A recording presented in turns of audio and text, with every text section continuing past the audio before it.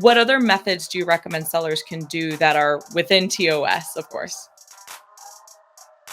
If you want to be 100% clean and not do anything, really you're not supposed to put insert cards where you're asking for reviews, even though a lot of big sellers do it.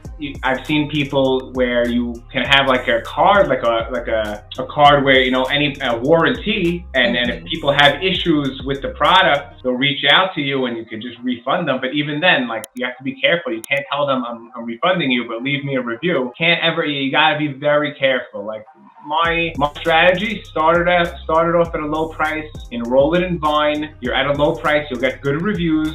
And since you're at a low price during the launch period, you're probably going to sell a lot of units. Once you start advertising, you'll sell a lot of units, which will help your conversion rate, which will boost up your organic rank. And then the request a review button, you could do it manually, which I think is crazy, but also you can get like extensions, and there's all extensions where it'll just automatically request reviews on all your orders.